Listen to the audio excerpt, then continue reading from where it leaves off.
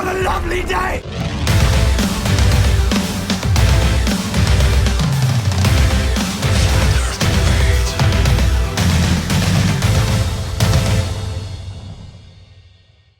Welcome to Flat Earth Debate, Uncut and After Show. I'm your host Nathan Oakley, and if you're new to this channel, or you've not done so already, then be sure to subscribe and hit the bell notification icon to keep up to date with the Flat Earth Debate. If you'd like to join the community debate, then go to nathanoakley.com and check out the Flat Earth Debate forum, which you should definitely all join.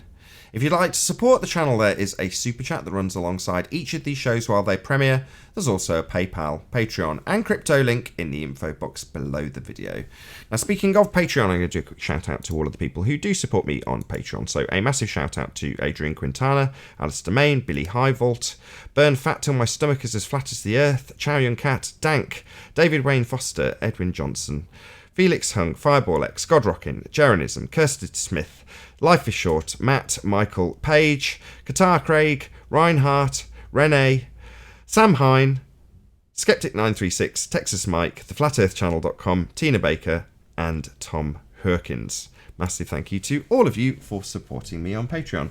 Now, we're currently actually in the interim stages between two live debates, so I'm going to pass over to everybody who's in the Discord and Google Plus Hangouts, so you can enjoy their dulcet tones while I set up for the next live show. Yeah, it's been a good first show. Righteous. Oh. Did anybody get good? it? No, Can I finish my story? You can. Go ahead. A story that's now going to be the start of a new story, because this is a new show with a new audience Yes. who has no idea what the last story was. Yeah, thanks for busting up my story, man. It was only going to be like a minute. I can defer blame, right? The blame will be deferred onto Ranty, because literally I think it was before you came on the show, we had agreed to keep our scheduling symbiotic. So as it now stands, on a Tuesday, Thursday, and I'm going to talk about the UF later, but every other Saturday there'll be a Ballbusters live, and Tuesday and Thursday there'll be a Quantum Eraser show on the Quantum Eraser channel, but they're typically always going to be at the same time, 8 p.m. UK, 2 p.m. Central. Well, then I'm going to go with the Uncut and After show, i.e. what we're currently recording, at 9 p.m. But the one that I just ended, because I only found that out on that show, I ended it at a particular time so that I could plug Ranty's show at the end of it, and when it goes out tonight, well, it's not tonight for the people watching this, but when it went out just before Ranty's show starts, so I plug it, and then the audience will hopefully disappear over to Ranty's show, because I'll be in the live chat with a link. And you never know your luck, you might do the same for me, given that you're on before me. We never know.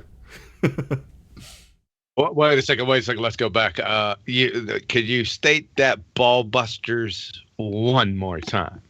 No. We'll go ahead with your story. I'm going to set up for the live show. I can't be distracted. Things to do. Busy. I caught that in that long diatribe. Oh, I did catch what you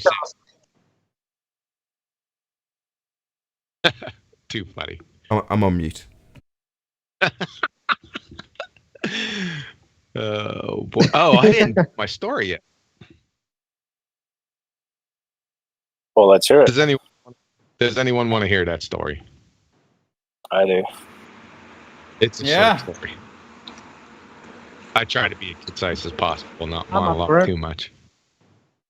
Yeah. Okay, so back to the field manual issue. All right, you guys ready? I'm on mute. Everyone's on mute. All right, back to the field manual story. Now, I was in a position I was in during the Cold War, right? As well. Yeah, I'm on mute too. Thanks, Ranty. I'm on mute. Is everyone else on mute? Wait, now I'm on mute. I'm on mute.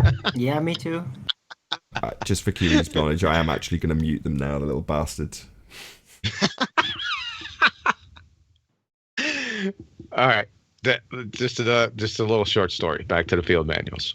I was in a position, like I said, I was in during the Cold War, where we would get a boatload of Russian and East German defectors. And what would happen is G2, that is intelligence, would go ahead and interrogate those guys, and the substance of those briefings would be given to us. I was in a certain unit. I'm not going to go down that road, but here's the moral of the story here.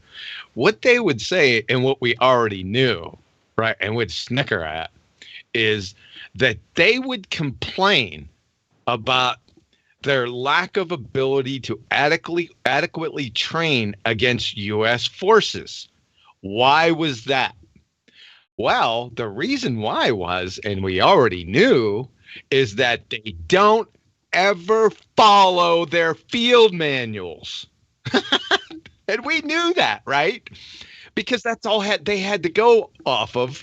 What more or less that's all they had to go off of. History, they had a lot of history to go off of, but with small unit tactics, they had no friggin' clue.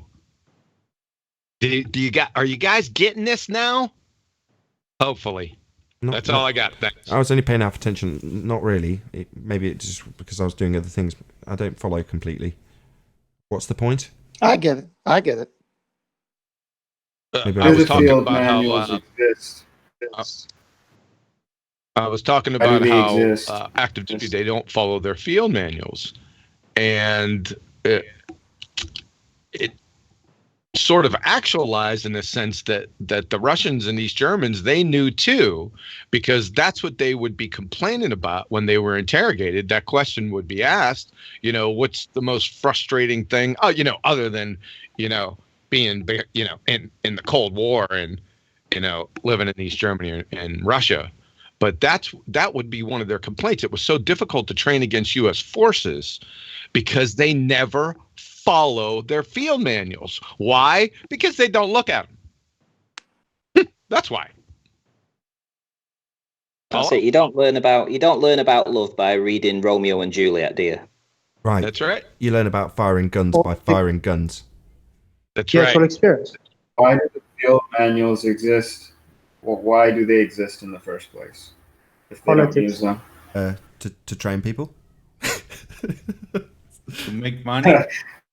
Right.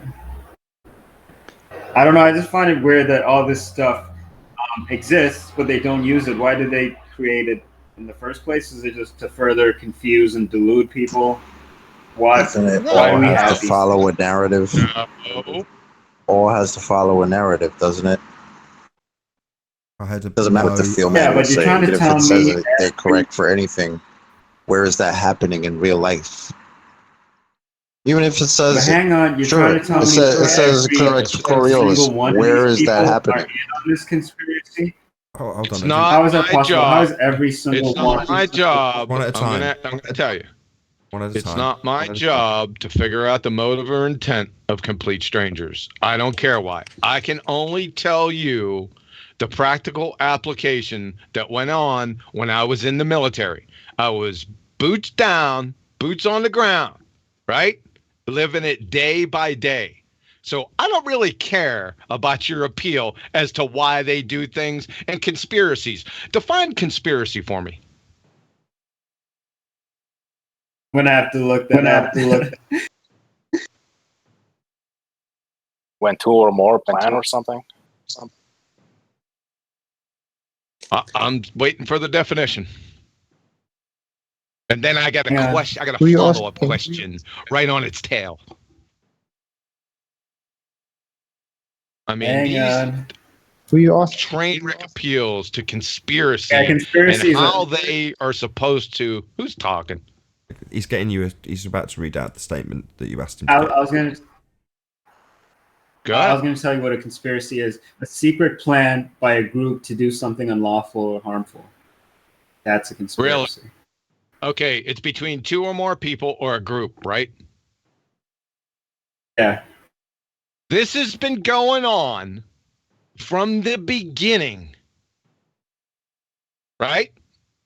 What's this? What's this? That's being... Conspiracies where And what's the two or beginning? more people get together. There's conspiracies. It's as common as apple pie, right? Based on that definition. In the beginning. Right. And you said it's been There going on was. since the beginning. Hold on. What beginning? Since the Sorry, Big Bang? Babs. I just want to get clarity on what QE's point is. Is your point that it's like a horoscope prediction in respect that it's so vague and generalized that it could apply to everything and everyone? No, I'm saying that 2 or more people have gotten together to do something nefarious since the beginning of the human race. Every day, daily. Is there anyone who would deny that? No, I just don't understand how it relates to people, even if it's 2 or 5 or 20, creating a field manual. I feel this is off the rails, but I don't even know what the rails are. Oh, I wasn't using it in the context. I was using it in a general context when people say, "Oh, the conspiracy," and think that's some kind of argument, right? I was just using it in a general context. Okay, that's As why for I'm lost. Okay, fine. Carry on, Babs. Go I have ahead. a question. Yeah, go ahead. Yeah, I have a question. These gun ranges, there's hundreds and thousands of gun ranges in the world, yeah, where people go to practice outside, etc. How many of them, when they're shooting north to south or south to north, how many of them tell you that you must account for the Coriolis effect? 0.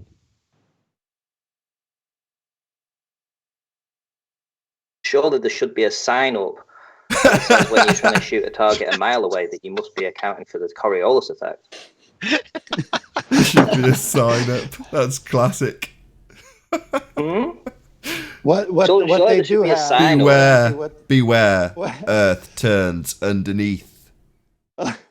What they do have, Ranty, is those poles with flags on them to show wind direction. And I would have to say, if you've been looking at the show, the last show, winds tend to flow east to west, depending on latitude, I guess, if you watch my little animation I got going on. So, wind would be a necessary thing to account for movement of a bullet.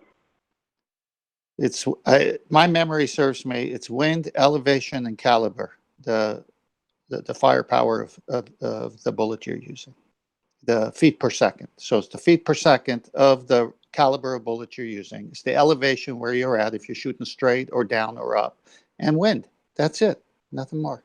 The wind, the air, the air and its movement is claimed to be negated by the aerodynamics of the bullet by the fundies of YouTube globism. It's a very amusing situation. You got spin drift with that. Hold on, Ranty. You got spin drift with that. So I'm doing something else. Go ahead and look that up. Somebody talk about spin that. Drift. In other words, go ahead, Ranty. The thing they're trying to negate when they're having to account for the fact that the rifling of the bullet is going to cause a certain curve in the trajectory anyway. Correct? I'm sorry. Are you talking to me? Yeah, you're saying the fact that you rifle a bullet, in other words, spin it, is also going to inherently cause a certain amount of deviation in and of itself, correct? Yes. Right. Yes. So therefore, the claim to be apparent deviation of the Earth spinning underneath is also asserted to only take place because it's not interacting with the air. Yet there's massive amounts of interactions that artillerymen, if that's the correct term, will account for simply because it's interacting with the air, which is claimed not to be by the fundies who say it's not interacting with the air, therefore Earth turns underneath them bullets, but not helicopters, which do interact with the air. Whoa. Who said that a bullet traveling through the air doesn't interact with the friggin' air? Over to you, Ranty. Am I on mute? No, right. George Netanyahu said that it's not. Thanks. That's all I needed to know. I've got a challenge for the Globers out there. I want them to go to a gun range and show me the sign that says you must account for the Coriolis effect when using your targets. And I'm looking for that. I'm going to tell you that the distances are too short at a gun range. It needs to be at a further or longer distance to show any deviation. Not at all. At a half-mile range, 1,500 feet a second, you're going to get a deviation of about 6 inches. That's so small, though. Makes no difference. Would you even notice that? If you're trying to hit the target, if you're trying to hit the center of a target, a bullseye, and you go in there to train how to shoot sniper-like, you need to know these things. So you're saying 6 inches would not be noticeable to a sniper? Really? Doesn't seem that much of a deviation.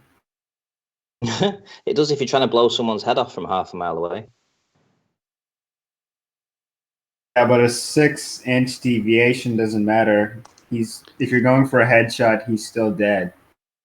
No, Have you 6 shot, inches you would Babs, miss. have you shot weapons before? I've only shot handguns, but not rifles. Yeah, long distances, it matters big time. Short distances, like that citation I read from the guy, he says, then it doesn't matter what the wind's doing because it's so short. But that's just wind. Now you got earth spinning as well. So the problem is the naivety of saying just because it's in the field manual, it must be true. Look at the stuff they teach our kids and the stuff we learned in school that weren't true. They just had to teach it so they could control our thoughts. So just because Coriolis is in some field manuals as a written word, John is trying to tell you no one ever accounted for it because it's not true. Yeah. I like Well, René I don't think the field Yeah, manuals but by the were way, created also most of the people that write them, most of the people that write those manuals never even picked up a handgun in their life anyway. Just sat in a flipping table somewhere, pen pushers. No, never. But I don't think the field manuals were created to control people's minds. You never know why these things were created. They're probably just created by fundamentalist zealots that believed in the mainstream narrative. Like when we try and tie all these people into the conspiracy, quote unquote, I don't think that's what's really going on. No one said that. I'm not saying conspiracy. I'm saying I have people here. I mean, I have some land here and we have a gun range. People from the police to even ex-FBI and Army Rangers come and shoot here. They're my friends. I talk to them. No one does it. Forget conspiracy. It's not real. No, nobody does it. But the point that I was making is that the ballers are just going to say to that it's not a long enough distance to show any kind of significant deviation. That's why they always refer to artillery shells. That's their problem. That's their problem. Hold on, but it's hold on. Just one more thing. Sorry, 10th man, but it's also incorrect, Babs. Sorry, 10th man, but it's also incorrect because they do have to account for certain types of deviation because of the interaction and the mechanics of the bullet when fired. So they are. Yeah, they do. There's several things that you have to account for, like wind, Exactly, as well as recoil from the gun, because the gun is going to recoil when you shoot it, and that does affect the path of the bullet as well.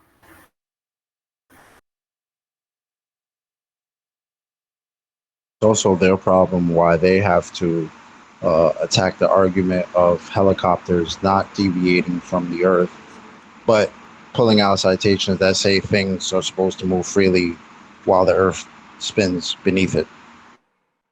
So, yeah, it's another problem. Everything they present. Let's just put it this way: if there was Coriolis effect, there would be a little knob on the site that said "adjust for Coriolis," and what it would have is it would have a direction. So you'd have a compass on it, north, east, south, and west. And if you're obviously facing south and north, you would have to account for that, especially for snipers, because that's their job. They get one shot. They sit in the woods for days and days waiting for the right guy to raise his head out. They get a chance for one shot. They're not going to mess that up. They have to know which direction they're facing. They have to have the Coriolis effect taken into account. Right. Yeah. So if you're shooting at the equator and you translate the miles per hour into feet over a distance of a 1 second shot, say the shot to kill the target that you want to kill is 1 second away, you would have to account for 1,500 feet of west to east movement. So you can't even aim at your target. You'd have to aim where you think your target's going to be. Is that reality? That is not reality. So then why are we talking to these people about it? We're just pointing They out the keep bringing it fundamental flaws with their belief system. We're not Well, yeah, really but talking again- to them to agree with what they're telling us. We're just pointing out what's wrong with their beliefs.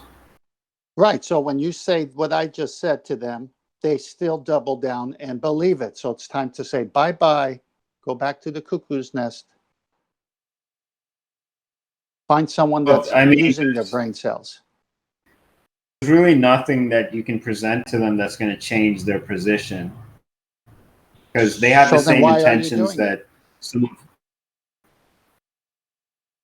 they have some of the same intentions that some of you guys do. Not to paint you guys with a broad brush, because I'm not saying you all have the same intentions, but they want to prove that you're wrong, you know, and that's the same thing we're doing. We want to prove that they're wrong. So it's a Why are you constant talking back to and them? forth. Babs, why are you talking to them? Am I talking to them? Just because I'm not biased towards one side. Like I want to look at both sides of the argument and figure out what makes the most logical sense. To only look at one side of the argument and not look at opposing things or questions that are brought up in contradiction to your beliefs is not being honest.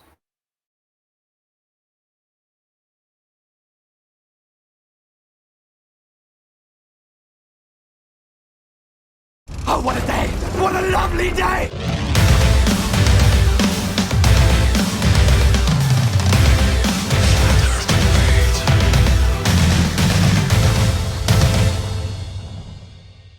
Welcome to Flat Earth Debate Live.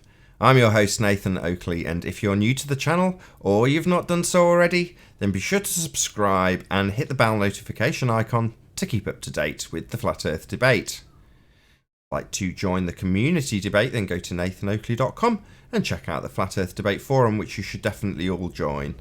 If you'd like to support the channel, there is a super chat that runs alongside each of these shows while they are live. There's also a PayPal, Patreon and crypto link in the info box below the video. Most importantly, if you'd like to join the discussion, simply mute the page you are currently watching, then click the link in the info box below this video to join the panel and express your views on the nature of Earth. If you do join, please don't swear. If you do, you'll be ejected. And if you are, please don't try to rejoin the stream using sock accounts. You'll be warmly welcome back on the next stream. Please also share the show on social media. Sharing the show obviously increases the live audience, but this in turn increases the chances of a more diverse panel. So please share the show on Facebook and Twitter. And one last time, if you're new to the channel or you've not done so already, then be sure to subscribe and hit the bell notification icon to keep up to date with the Flat Earth Debate.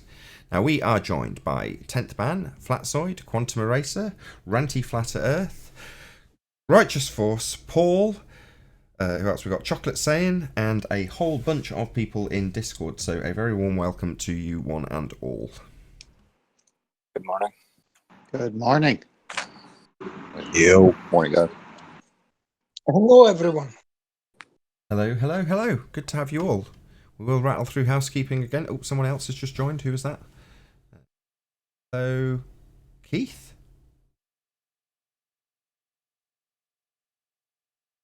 Okay, we've got a Keith. Don't know who you are, but very good to have you here. Nope. Any signs of Earth curvature? Nope. Nothing in South Africa. Nothing in California. Oh, is Keith? Keith, you're on You're Flatzoid. Nothing in Mexico. Oh yeah, sorry, it's my other account. No worries. Just confused me for a second there. I didn't know your name was Keith. Now I do. Right, should we leave this one till last? Maybe not. Any evidence of axial rotation of the Earth-based variety? No. Nothing here. Nope. Quite a few people in Discord. Nobody wants to row about Coriolis effect? Anybody? Ding ding! Seconds out. Please not do that again. Any scientific evidence of gravity? What's gravity? Yeah, what's gravity? The bending of a conceptual medium known as space-time, giving rise to a non-force force that you can think of as a force that's not actually a force called gravity. In that case, no evidence. So a confusing thought. Imagine I don't having to even know defend where to that. start. Good one, How do you Righteous. find evidence for such a thing? Didn't catch that right. Just say that again. Said, imagine having to defend that.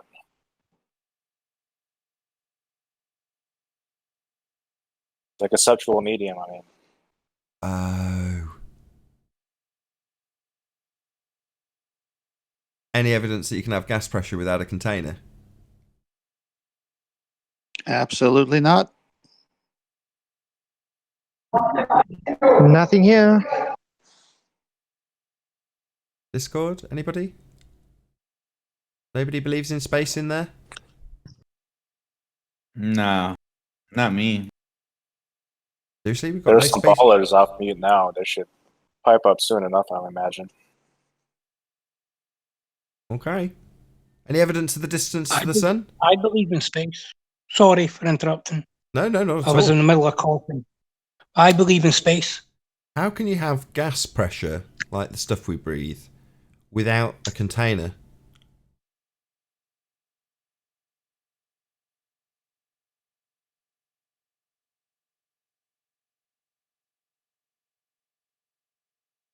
Yeah, that's usually the answer. Okay. May I be the first to tell you, outer space is fake. You can't have gas pressure, like we breathe, without a container, and Earth is claimed to be an open system in a vacuum called space, which is fake. Condolences. Any evidence of the distance to the sun? Nope. Nothing. Nope.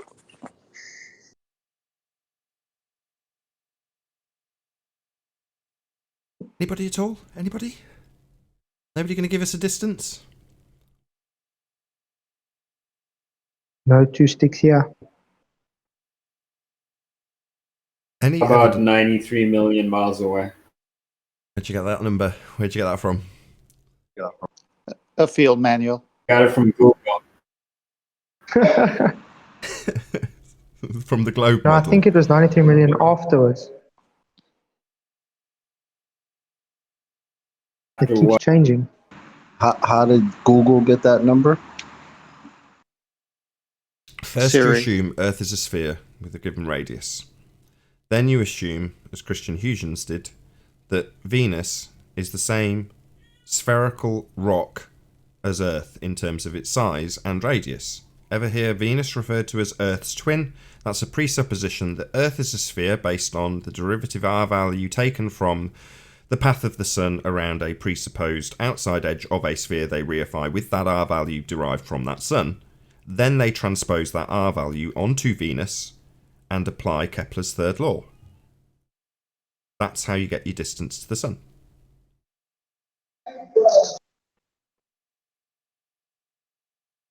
So just assumptions then. Starts with R. Any evidence of the R value, Earth radius? The body of science, I haven't been Nathan. on here. Body of science. It's a method, it doesn't have a body. That's a reification fallacy. Like the body of science. A method that establishes cause and effect. It's not a body, Says so. it doesn't have a chest. But Rumpus. But he says but so. the body of science, Nathan. Okay, the body of science.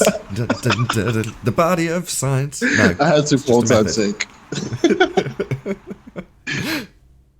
I love it. I think that's it. Did we cover molten iron cores at the centre of presupposed spherical Earths? Did we cover that? Any evidence of a molten iron core at the centre of a presupposed Yes. spherical Earth? No. Just tell me marshmallows over a fire. Cool. That concludes the housekeeping then. Nathan, you were saying that they got the distance to the sun by measuring Venus and saying it's the same as Earth. Is that right? No, not measuring. No. well, say it again. Presupposing Venus is the same size as Earth. They arbitrarily assign a value to a light in the sky they call Venus and say that is the same size as Earth. So when we have the transitional values with eclipses, or the occulting of a sun they presuppose is at the centre of a heliocentric system, they can apply the mathematics of interplanetary motion to give them the distances. But you need to assume Earth is a sphere, that the sun is at the centre with Earth as a sphere travelling around that sun, even though the radius value they start with is derived from the path the sun appears to take above our surface, giving you a circle that they can then get a spherical presupposition from, giving you a spherical Earth, which they'll then say Venus is the same size as. The twin, right? Why is it called the twin? Well, because they've assumed it's the same size as us. It's just a bloody dot in the sky that lights up at night. Now, my point is on Venus, but a little bit different view, is the rock in the sky. So why is it that when I go to the internet and want to see what Venus looks like, so many pictures show it as a sparkling gaseous thing, kind of like, it's not even a rock, it's not even solid. Gaseous, you say? Now, in their rhetoric, it definitely isn't gaseous, regardless of what they claim, because it's in a vacuum. And if it was gaseous, it would be dispersing into the available volume, and self-evidently it isn't, so it's not a gas. Yes. However, likewise, we're not a gas in a vacuum either. Earth, that's assumed to be a radius value of x with a vacuum surrounding it, is also debunked by entropy. The gas would fill the vacuum that's surrounding it. Ergo, we are not in a vacuum. Space is fake. So why is the internet littered with pictures of Venus not looking solid? This is just a light in the sky. Huygens' reification of a sphere Earth value on Venus doesn't have any relation to what you see in the night sky twinkling. Twinkle, twinkle, little Venus. Oh my bad, it's actually a planet according to them, when pseudoscience astrophysicists decide that. Well, that's meaningless, not backed by any scientific validity, purely priests telling you what heaven is. They call themselves scientists, in reality pseudoscience astrophysicists, like Neil deGrasse Tyson and Brian Cox, who go around naming things. What's that in this telescope? That's a black hole, that is. Astro-naming. According to Brenda, naming things is classified as science. So, yes.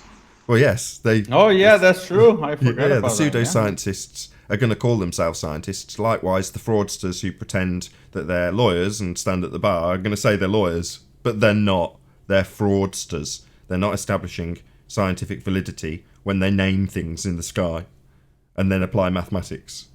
That's not scientifically validating anything. It's pseudoscience in reality, a non-application of the scientific method along with a tag of science. By definition, pseudoscientists, astrophysicists, if they're your priests, I like saying this, are pseudoscientists by definition. May I ask a question? Yeah, by all means. That's the end of housekeeping. So go ahead. Is there any scientist on the planet that you would actually believe or take their word for what they say? No, absolutely under no circumstances. What I would trust from somebody claiming to be scientists is scientific experimentation to back a scientific prediction they have made and then proven with their experimentation that I could go forth to repeat. That's called scientific evidence. Do I believe what they say? No.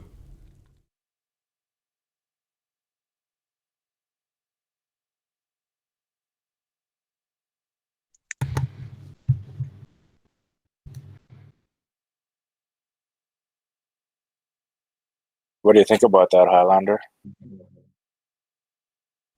I mean, I was just asking. I mean, I wasn't trying to upset anyone or anything. I was just wondering if there was anyone in particular that you would put your trust and faith in when they say, I have done this experiment and here's my results. I see. You know? One of the steps, the final step, is the systematic experimentation stage. So regardless of what someone declares, unfortunately, there are fraudsters who will say they have done experiments. A case in point would be the Cavendish quote-unquote experiment, which it isn't. So by having part of the method be designed to back the empirical nature that the result should have given, the person claiming with words has been performed, you can go forth and perform the systematic part yourself to back their claim that they have said to you.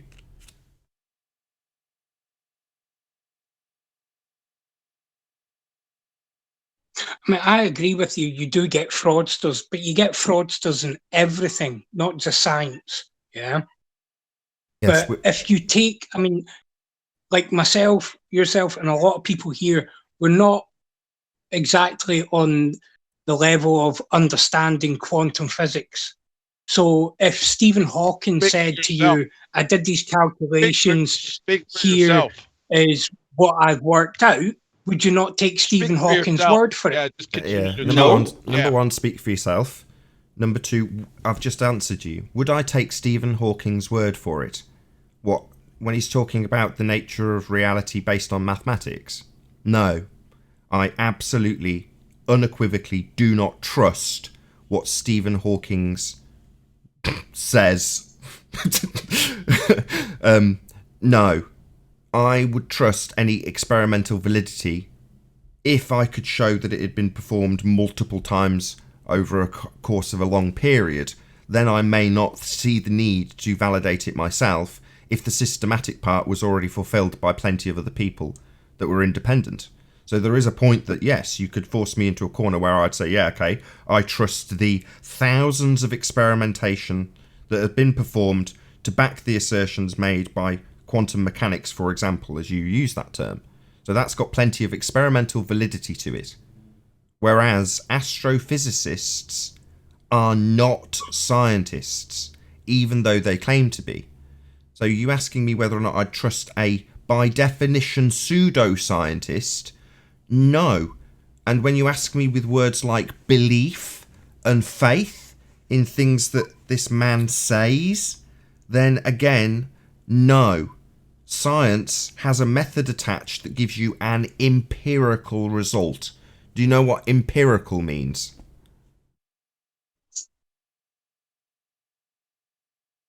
But I mean, you say that you would believe it if it had thousands of repeated experiments producing the same results.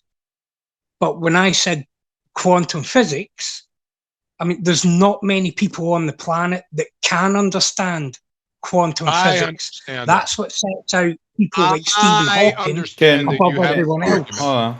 Can you tell me how many people has been in the space out of the entire world? How many people have been in space? Hold on a second. He said there's a lot of fraud in science. There is zero fraud in actual science. Now, there's fraud in pseudoscience.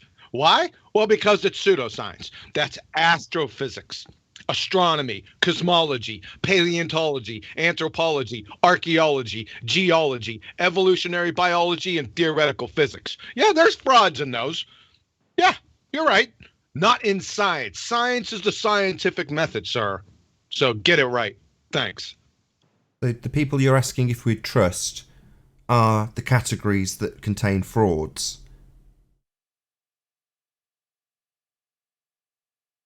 Not science. That's what I said was you get fraudsters in everything. Yes. Yeah. Astrophysicists would be that category, as they specifically tell you about what your world is. Human beings. Yeah. Is it not? I didn't hear you. Sorry, my bad. Say that again. All I said was you get fraudsters in everything. It's just the nature of human beings. Yeah. Some people have that nature to con others. That's true. However, the method of... Yes, we're not talking about people when we talk about science, though. That's fortunate, because you're asking us how we feel about what people say, and we're pointing out that science is a method that has an empirical result at the end. You don't need to Right. worry about whether or This not you is trust not- someone. Sorry. I'm just going to say you don't need to worry about whether or not you trust, believe, or put faith in words of men when the result of the method, not the man, is empirical. Yeah, this is not about individuals being fraudulent within the system. This is systematic. The fraudulent nature is a set part of it.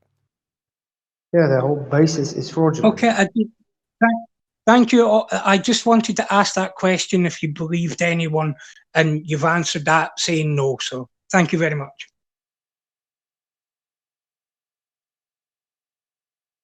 Sorry, I didn't say I don't believe anyone, as you've decided What the to now hell is he summarise. talking about? Yeah, what the hell are you on about? I pointed out that the people you're appealing to, pseudoscientists, astrophysicists, are frauds. They declare science. By definition, a pseudoscientist is someone that claims to be adhering to the method, but doesn't. And that's precisely what they do. They claim they have science, they claim they are scientists, and that you should believe, trust, and put faith in, as you put it, what they say, or what they calculate. But And we are I've never saying limited that we the do not scientists trust to those any people particular while he field. talks completely through me. You've misrepresented what I've said. I didn't say I don't trust people. That's not what I said.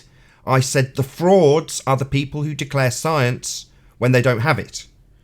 Science being empirical, something you can not trust in, but accept as empirical. No faith required. But you're asking us about whether or not we trust people, and at the end summarising that I don't trust anybody, when that's not what I've said. You trust... Right, so you trust I the haven't method. finished. I'm now summarising your position and asking you to answer a few questions, if you don't mind. Why would you, given that there's empiricism in science, trust what a man in a wheelchair talking through a computer says? Because his IQ far supersedes mine. He understands something that only few people on the planet could. Well, not anymore. We're not describing an Yeah, no, understanding. he's passed away. Okay. We're still doing it. We're not talking about your or his levels of understanding when we talk about a method that asserts an empirical result when trying to establish a cause. It has absolutely nothing to do with his IQ or your IQ. Science is an empirical method. It doesn't need faith. It doesn't need trust. It doesn't need an IQ. It doesn't need any of those things. And I'm asking why you are trusting and believing and putting faith in a person when we are pointing out that the empirical method is being violated and therefore makes the person you are asking us whether or not we trust a pseudoscientist. Why do you have faith in pseudoscience?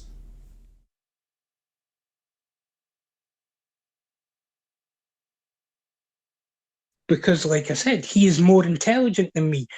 He has done the mathematics. Yeah.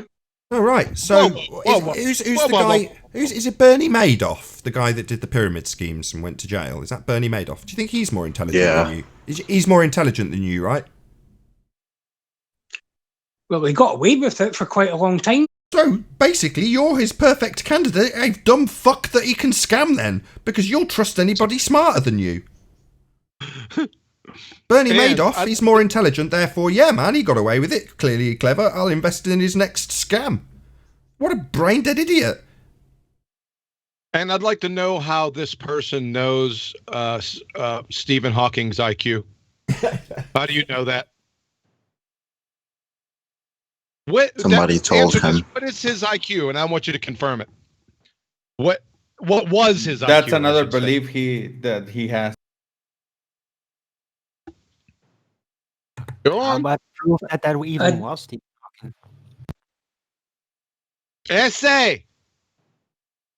Yeah, no, I don't know Stephen Hawking's exact IQ.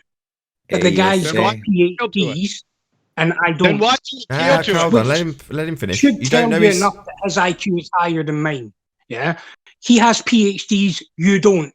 His IQ, therefore, is higher than yours. Vegetable would have an IQ Simple. higher than yours. That's not saying anything. I don't really get it. He's portrayed on TV as a gibbering vegetable with saliva gibbering down his chin. That's and you're saying you perceive him as having a higher IQ because something comes out of the teleprompter on the voiceover when he's on TV. That to you, it just seems like somebody here is laughing at the general populace as far as I'm concerned. Now, maybe people in the audience will take this with great offence, but as far as I'm concerned, I look at a man who looks like he has no cognitive capabilities at all, and I'm told that he's greatly more intelligent than me. Oh, yeah, why? Because he's conveying stuff through a voiceover, which has been shown to be grossly over-exaggerated in terms of its capabilities in behind-the-scenes footage of what actually takes place. So he's a dumbass. Well, I'm just saying he's portrayed as portrayed as an individual. He's portrayed as an individual of lowered mental capacity, but yet he's held up in the regards of being of great intellect, even though he's a pseudoscientist. Great intellect, eh? Hold on a second. Let me go back in my files. Let me pull a couple things from this great intellect. Okay? Go ahead, continue. I'll just jump in when I find What it. year? What year? Because the recent Stephen Hawking, the guy wasn't always is not the old one. The old one was very smart. Attached to a computer. Say again. Is it? What was your name? I've forgotten.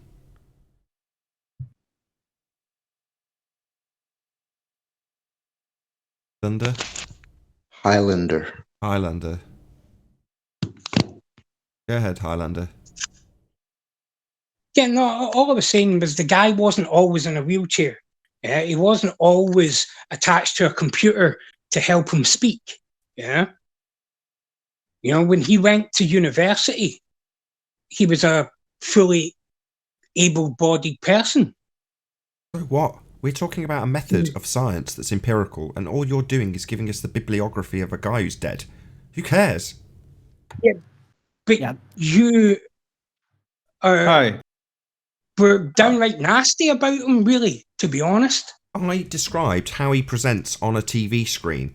He presents himself as someone mentally incapacitated. That's how he presents himself. That is a fact. That's how it is presented to you. So if you see someone in a wheelchair like that, you're saying that they are mentally incapable of anything.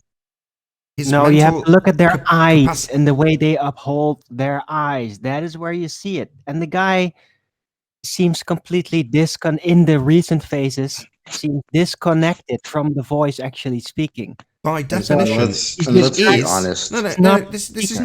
Why are we having this double speak conversation? I don't have to make any assessment other than a single glance to see he is, by definition, mentally incapacitated. That is a fact. I'm not going to dance around it and say what you look at somebody who's clearly mentally incapacitated and think anything other than that person is fact and visually obviously mentally incapacitated. He is. Are you saying that I should look at him and think, oh, secretly that's actually a genius because an over-speaking televised presentation says he is? I don't believe a word the TV says to me. Absolutely not. In fact, when it's in the polar opposition of what I'm being presented visually, I question it deeply. You, on the other hand, decide that he's more intelligent than you, even though you couldn't hold a conversation with him if he was in front of you. Literally, you couldn't hold a conversation with him. I found a couple statements that he said, so whenever you're ready. I'm ready now. Stephen Hawking, the crown grand poobah of science, the pinnacle of intellectual atheistic elitism, states in his book, The Grand Design, there's two of them, I think. Philosophy is dead. Philosophy has not kept up with modern developments in science, particularly physics. Scientists have become the bearers of the torch of discovery in our quest for knowledge. Can you see the clumsy, childlike contradiction? He just made a philosophical statement, for fuck's sake. And the next, here's the next one, and I'll just leave it with this because this guy's a crayon muncher. Because there is a law such as gravity, the universe can and will create itself from nothing. He's a moron! What the hell is that? Yeah, wow. Right? What year? So take your intelligence Can I please quotient. get an answer? What What year? year? Doesn't shine, clown. Hold on. God. What does it say? What year he said that, please, Kiwi? It's in Grand Design. I'm sorry, who's talking? Why are people so triggered? Why are people so angry and upset? Because I only asked a question. Because you're asking us about our trust of by this man. people that are. Oh God. Sorry, John. Go ahead. Sorry. Just go on. Go ahead. You go ahead. Here. On mute, John. So, what was the year of that statement by Stephen Hawking that John just said? Did you hear the statement? I Wants to did. know the year. Okay. And the other guy's asking why we're triggered. We're triggered because your questioning, your line of questioning to us is about our trust and faith in a crayon munching. Well, what can I describe him as? He presents himself as somebody mentally incapacitated, and by the things that the voiceover says he says, although we're not going to establish if that was in voiceover or from him standing on a college campus in Cambridge. We don't know.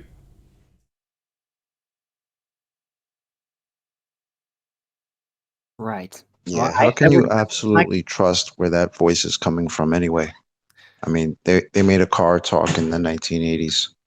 So I watched a documentary on that, Randy, the other day. Hawking was dying from a rare disease, and he has a world record longevity going through the disease process has never been shown before. It's almost like supposedly the World Trade Centers being brought down by fuel fire. It's just seemingly motor neurone impossible. disease, right? And he never made these silly kind of globe nonsense things to that level, these kind of statements, in his pre-2000 era, when he was still actually himself.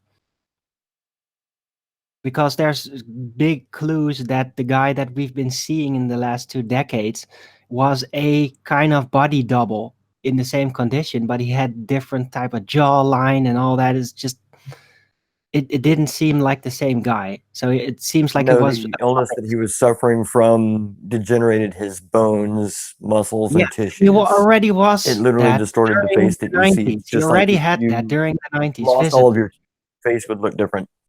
The grand design pretty much was along in those same 2010, if anyone wanted to know. Okay, in 2010. That's from the grand design 2010. There you go.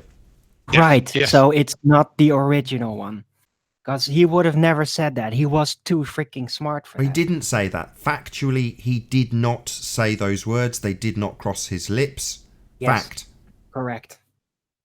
A great many of his books and works after the onset of his neural disorder were, I guess you could say, formulated by a computer, but not really. There was a snazzy little sophisticated piece of gear that hung off of his wheelchair for a really long time that helped him ride. Just like when, it's the actor Christopher Reeve. He had broken his back at some point, and it immobilized. He became a quadriplegic, confined to the chair. By blowing and, making movements and certain head movements that he could still perform, he could still move that chair. So he could essentially walk. He was locked inside his mind too, because a lot of his neural functions didn't work properly.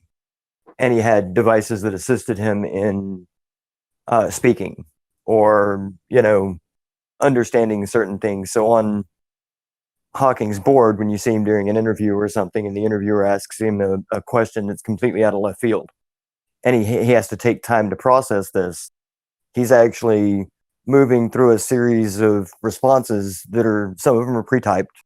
Sure. Some of those responses are typed on site because he can use whole sight words, just like you have autofill on your phone. Well, his machine essentially had autofill, and he could fill in a lot of phrases and then throw them at a reporter and go, okay, there's your answer. Don't ask me things that are off script because it's going to be harder. But that doesn't negate the fact that the mind locked inside this ill-fitting frame could still accomplish things. That's not what we're arguing. I think that's we're arguing that this man's declarations... to attack somebody's physicality or their physique based on what their mind thinks. That's not our argument. Our argument is regards to... It's erroneous to argue in that vein. Monologuing! Yeah, shut the fuck up. We've heard your claim. Yeah, it doesn't mean that he's not... Because he's physically incapable doesn't mean he hasn't said those words. We are talking about his claims as a pseudoscientist, It doesn't matter if they've come from a voice machine, from him or not. They're attributed to him, and he's had his quote with his name next to it, regardless of whether or not that's split between a bloody computer or him actually coming up with autotype. It matters not. He's declaring about the world we live in without any scientific validity, and that is what we are attacking him on.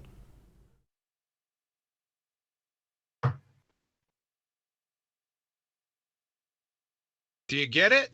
We're attacking him because he says because there is a law such as gravity, the universe can and will create itself from nothing. That's what we're attacking him on.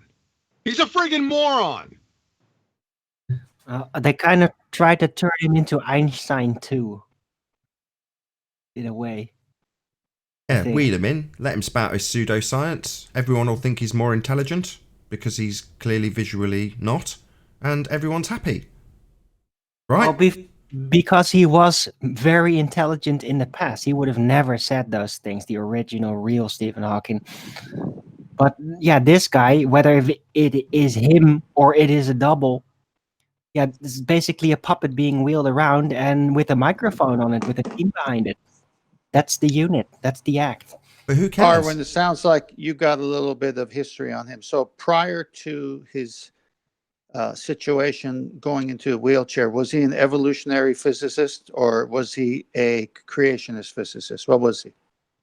I think he was pretty neutral. I don't know. To be fair, I haven't really looked into much. Remember that my brother was a great fan of his because he did look into that, study up on these types of things back in the day. And he also, I think, figured out that Einstein was probably a fraud.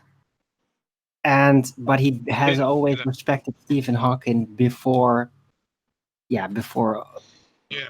Stephen Hawking never said that. He worked with Roger Penrose back in the day, working out a lot of Einstein's nonsense. But that was back in the late 60s. So he was definitely on board the Einstein bandwagon back then. Right. But well, hold on, just one question. Einstein has some experimental validity to some of the assertions he makes. Does Stephen Hawking have any experimental validation being provided for any claims he makes? Let me just confirm. Theories are mathematical in nature. Well, maybe. Let me just. That bit I know about, Arwen. Sorry to interrupt you, John. Yes, we know about that bit, but what I'm saying is the same is true of Einstein. But you can't poo-poo everything Einstein ever did because he's done some experiments. He's validated some causes along the way, right? So, don't decry everything. Let me be a little bit more clear. His work with Stephen Hawking's work with Roger Penrose was specifically with the general and special theories of relativity. Thanks. Right, so it's not providing any scientific validity, but my question is, at any stage during Stephen Hawking's physically able career, did he provide scientific validation to anything at all, ever? None that I found. Right, unless there's an experiment out there or a study out there that I missed. If somebody has that, can you please post it? Anyway, we'll just round out I keep forgetting the guy's name. The guy who originally started this whole point about Stephen Highlander. So Highlander, our original point is that we're looking for empirical validation to claims that are made, otherwise known as scientific evidence, and we're not getting any from these sources. Well, it's like Neil deGrasse Tyson. How many experiments has he performed? Right, exactly. Right. I don't want to ask the same series of questions about NDT, but yeah, I mean, if someone might pop up with an experiment he did 20 years ago, for all I know, it doesn't change the astrophysicist claims that he makes, and they are pseudoscience claims. Also, Einstein didn't know scientific experiments either. It was all mind experiments, thought experiments. No, they're not. That's not true. That's incorrect. Oh, what? I'm incorrect. Okay, cool. Einstein did some experiments. Yeah, he did. I thought it was towards the ultimate relativity, I guess. Not in reference to general and special relativity. Yes, it's worth. So make sure you're clear on what you're talking about, like Nathan said. You just don't poo-poo everything somebody says. You got to look at it, right? Not everyone is going to be right about everything. You know, you take it in, you chew on the meat and you spit out the bones, right? So don't just be flying off the cuff just because Einstein's a knucklehead with general and special relativity. Einstein sympathizer. Einstein sympathizer. No, that's a genetic fallacy. That's a genetic fallacy. No. Just using a quote. Let's take it away from science for a second. So is it Feynman, the laws of motion were not right? Well, that single individual quote doesn't mean that you can go away, dig out something from Feynman where he's babbling on about bloody heliocentrism and say, ha ha ha, Feynman sympathizer, you must believe. No, it doesn't work like that. Citations. That was the next step. Yeah, but Feynman let me conclude. Go on, just let me conclude. In this instance, our point in this topic towards Highlander is that what we are specifically looking for is validation to any claims made. And in the case of when we bracket it up with science, it's got a method that gives you an empirical result at the end of it. And anybody who declares they've got science, when they haven't, like this dude in the wheelchair, then they automatically become pseudoscientists. You don't need to worry about whether or not you trust them. You just say, give us your experimental validation to any claim you make, please, Mr. Scientist, high IQ or otherwise. It's pretty simple. I don't know why Highlander didn't get the contrast you were trying to make. I could give it to him in this way. If I own a piece of property and I put a for sale sign on it, and you come and give me, say, $100,000, but I failed to give you the deed, and you come to find out I never owned the land, you're not going to look at me as a property owner anymore. So now we got scientists who claim things, but they don't use the scientific empirical method to prove their claims. They just say it. So we're saying we're not throwing science in the trash can, but let science be empirical without bias so that it is what it is. It's not bias in there. It's not evolutionary or theistic or anything. What does this say? How is this? And well, it's going to be self-evident. The problem is not technical understanding of the scientific method, okay? The problem is just the near seemingly incomprehensible scale of how this pseudoscientist has been fully integrated in all the teaching books, all the schools, everywhere in media, and it's taken as normal. That is the real hard pill to swallow, not the technical side of the scientific method. But you're seeing that. I don't think Highlander sees it the way you just said it. He believes it because they got PhDs. Because that is what is pushing it back. No, but he believes if you have a PhD, you're okay. I know you're right. You're right, 10th man. But Arwen's succinct point. I just don't want to get getting lost because you're correct also in the fact that Highlander doesn't recognise that. You're both right, but Arwen's point was beautiful. Yeah, the problem is just how far it's bled into society. Pseudoscientists, pretender clowns declaring they've got proof of things is rife, and that's Arwen's point, and he's right. I know you're saying, well, the other guy doesn't recognise that, and yeah, you're right also. Well, yeah, we're not arguing the same thing. We're not arguing it's just a terrible realization that everything that everyone gets to learn out there and is upheld as some glorious achievement is so much tied into lies and deception that everybody just glances past without noticing. That's the scary realization, really. I could go back because we're saying the same thing, Arwen. I could go back to my high school, my initial high school years, and the teacher was teaching on evolution, and I raised my hand, and I said, I can't believe something comes from nothing, and I argued with him and I'm a young kid, compared to his age. And it got to the point where I was just giving so much obvious logic. He looked at me and said, look, I just have to teach it. I don't even believe it. So this proves Arwen's point that they're just towing the line. Well, it's not about people. It's about empirical evidence. That's what the whole point of this is. I don't care who it is, right? Richard Feynman, Stephen Hawking, I don't care. I don't care if it's Joe Snuffy. He has hair hanging down to his knees. He just got out of the penitentiary. He's down by the river in a van. He just falls out, fish bones, Jack Daniels on his breath. If he makes a claim and he's got experimental evidence that he can demonstrate, then I can take that as gold. Are you following me? It's not about the people. It's about the empirical evidence. Thanks. Right. I would like to follow up the original point by saying the effect that it was described and that Nathan recognized about the grand scale of the deception, how everybody glances through it. What that actually is exactly the thing that Hitler is kind of famous for quoting, namely that a big lie works very well. And that is if the size of the lie is so monumental that once you wake up to it, you can't handle it, then people will go back into the trance before it's too late. That's the big lie that he was talking about with his societal social engineering. And that is quite familiar. And that is part of this system. Yeah, I totally agree. The The big heliocentric lie is deception. much heavier than the small lie. Yeah, the heliocentric deception is the biggest deception in mankind's history. It's enormous.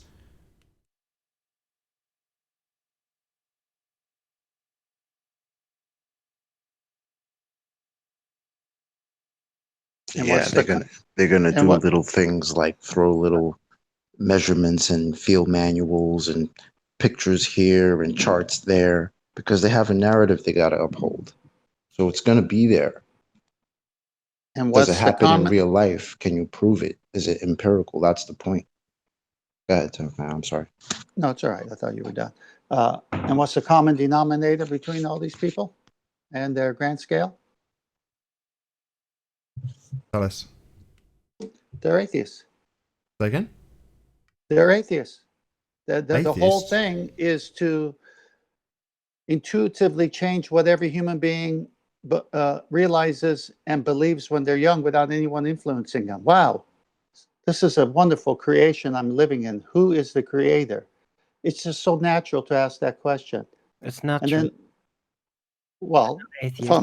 I asked it, and I talked to a lot of people, and when they look at creation and life and the complexity of it all, no one says it came from nothing when you have a chance to talk to them. It's a design, and especially with breakthrough with DNA and the codes, information comes from an information giver.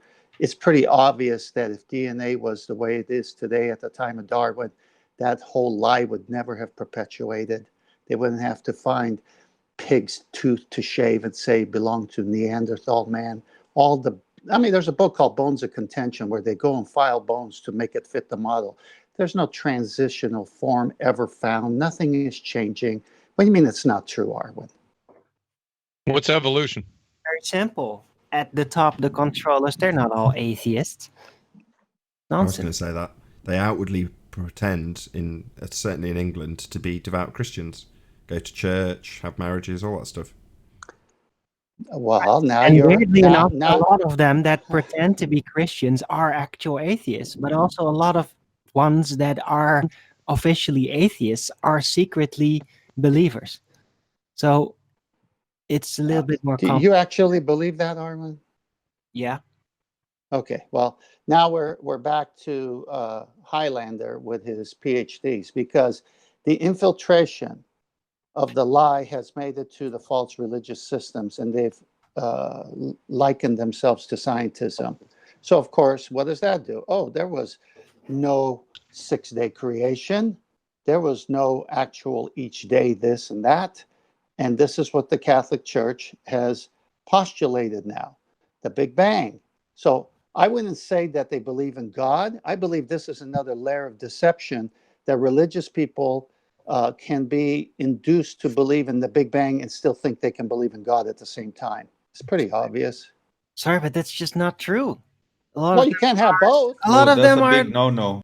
knowingly Satanists, and they definitely do believe in creation and God, and they oppose it. So it's just not. Yeah, that's real. That's funny. Yeah. They believe in God and they oppose and they agree with evolution at the same time. Two mutually exclusive No, they thoughts. don't. No, They may lie about it. Arwen, you can't attribute evolution as God's method when God's method is already He made God, everything. don't out of argue nothing. with me about the technicals. We're talking about Technicals? controllers and what they do. Okay, you seem to be all knowing about these people. No, You're no way. You don't. It's wrong. No, There are no, I definite just God believers among them. just finished. But Tell me when you however they finished. uphold themselves towards society is another matter. Tell me when you finished. Okay, I take that you're finished. What is their source for what God said He did? Books. What books? All kinds of books. Some of them they will keep to themselves. Okay, so let's just take in the Christian books. What would be their source if it was just the Christian faith? What are you asking me? Because I'm trying to isolate it to one faith so that it's easier to explain. If the Christian, so-called Christian scientist or so-called false reverend or false priest holds that he believes the Bible, Genesis, and the account of creation on one hand, but on the other hand says, I also believe the Big Bang. Voila, contradiction. Can't have both. Yeah. That's all I'm saying. Yeah, well, I was talking about more than just how they operate in public, dummy. I was talking about what they actually believe. Why so now I'm a they dummy do it. for inquiring and not being able to read your mind? Who are they? I'm talking about from my own personal experience with people. Who are they? Yeah, I'm not gonna point them out for you. Well, then you don't have a point. I don't do ambiguous. You gotta define who you're talking about. Yeah. I gotta and point what the at subject somebody is. real in the world here. Just a guy that just happens to operate like that and just blow his cover because you want to quote. No. What are you talking about? Black and white, okay. And hey, if What a the hell are you preacher talking is about? being dual, Who are they? Oh, right. So you're gonna just keep on doing this until I go away, are you? We're not gonna You be said finishing they. this Want to know actual who you're point. talking about? Get specific and stop over talking me. Right. Yeah. You made the claim. You said they. Who are they? Simple. Oh, he's gone. He's gone. All right. Well, all right. I don't know why he called me a dummy. I didn't insult him. Causing But my feedback, John. question Can was, you go on mute? Go Say ahead, again? Tentman. You're causing feedback. Who? Go ahead, Tentman. That's what arrived on my computer desk. well, if John wants to finish, I'll wait till he finishes. Okay. Guess what just arrived on my computer desk? A new mic? Let me guess. I'm Mike. Yep. It just my wife just set it down. Excellent. So are you around after the show for a few minutes? Yeah, yeah, no worries. I love it. Okay, I'll deal with it then. I'll go on. Sorry, Arwen, I didn't mean to get upset at you, but when both you and 10th, because I'm going to get 10th here in 1 second, we're talking about they. Who are they, 10th? Okay, they, in my context of saying, is people who claim, whether in the media or books or people I talk to in person, that they have a belief in God and the Bible, and at the same time hold an alternate, opposing view of the creation that the Bible and God says how things were made. That's they. That doesn't tell me who they are. Okay, a friend of mine here in town, I will call him Bob, for example. That's a they. He says that. So I say to Bob, I say to Bob, I don't care Bob, what Bob says then. No, this is what I'm saying. so- So I say to Bob, do you claim to be a Christian? And Bob says, yes. I go, well, then why don't you believe the Genesis account? I'm starting to get lost here on where this conversation began and went. I thought we were you can't say talking you're about a Christian and not believe the Bible is what I'm saying. I thought the conversation started about the hierarchy of the pseudoscience priest and what they believe. That's where I thought it started from. Why are we talking about Bob down the street? Because you want to know who they was. Oh, we're off the rails, man. Maybe it's me. It's funny. That new mic, man, you're excited. No, what happened was Arwen took it to a different slang. It did start where you said, and then Arwen took it to a different slang. And then I said, well, you can't, that's a violation of the law of non-contradiction. You can't say you're a Christian and still believe in the Big Bang. So I jumped in at that point and said, look, make a demarcation line. Either believe it's God, 100% God, or you're going to mix the two and you're going to water down both sides, because this side says there is no God and the other side says there is a God, but you're going to find somewhere in the happy, lukewarm middle. Well, that's not really standing up for your faith if you have one.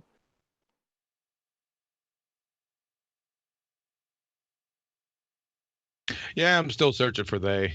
So sorry about that, Arwen. You're still going to have to tell me they. Next time you come on, I want to know who they are.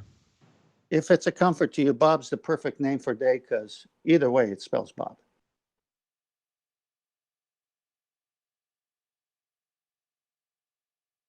So any follow-up on the second law of thermodynamics doesn't apply to the Earth? From Rumpus. Any news on that front? I don't think so. I think we tied that down already by saying it doesn't apply to his reified model. Oh, I see. Yeah, and then they talk about entropy from the sun. It decreases entropy. The sun decreases the entropy on the Earth. But the second law of thermodynamics doesn't apply to the Earth. I mean, you got to be on some serious psilocybin, brother, or get and pound yourself in the head with a hammer a couple times. Make a statement like that. That's scary. Thanks. Well, we're highlighting just how batshit insane these people are on an almost daily basis. And meanwhile, the sun's getting hotter the further away you get from its core. So that's cute. Isn't that cute? It was real funny. In fact, that was back in the day when I was listening to Bassano, right? That's what got me on his show, because I had turned on his interview with the chief of the Sohu team, right? And Robert's asking him questions, and I'm sitting there, I can't wait for this, man. I'm hanging on every word. And Robert never got to it, but the guy from the Soho team, he did say it. He said, well, I'm thinking you might have problems with the second law and the current model of the sun, something to that effect. And I'm there. Oh my God, this guy brought it up himself. Get him, Robert, get him. But Robert had an agenda, and I don't think it hit him at the time. And he moved on to a different subject. I was throwing shit. I'm there, don't leave this place, right? Don't stay here, drop anchor right here. But it was so funny. I immediately emailed Robert, and that's how me and Robert got started. So a lot of fun memories with that. There's another story to that, but I'm not going to say anything. I'm going to hold off on that. But I wanted to share that. Well, you could use it as a plug for presumably what's going to come out in the future in that regard, right? That's why you don't want to talk about it, but you could plug your show. Still live. Plug my show? I already plugged my show. I don't have to keep. What do you want me to about do? like future things, like things like you were just talking about, like Robert Bassano and stuff like that. Are you trying to lead me or something? I was, but you're going to run out of time rapidly, so I'm going to do it for you. So I'm going to say on Saturday, because this is going out for the Nathan Oakley 1980 audience on Friday. So tomorrow there is Ballbusters on the Quantum Eraser channel, 8 p.m. UK, 2 p.m. Central Standard. So be here, be Sphere on the Quantum Eraser YouTube channel. So that's tomorrow, Saturday, 8 p.m. UK, 2 p.m. Central Standard. And with that, I'm going to say first and foremost a huge, massive, enormous thank you to all of today's live panel for making this live debate possible. If you are watching on the Nathan Oakley 1980 premiering stream, then stay tuned as there will be an after show to follow. Unfortunately, if you're watching this live on the Nathan Oakley channel, then this is where we bid you farewell. A huge, massive, enormous thank you for tuning in, hopefully smashing the super chat, liking, commenting, sharing, subscribing, and all that good stuff. Be sure to check out nathanoakley.com and the Flat Earth Debate Forum to keep up to date with the community debate. As I say, stay tuned if you're watching on Nathan Oakley 1980. I've been Nathan Oakley, and I'll see you all in the next video. Oh, what a day! What a lovely day!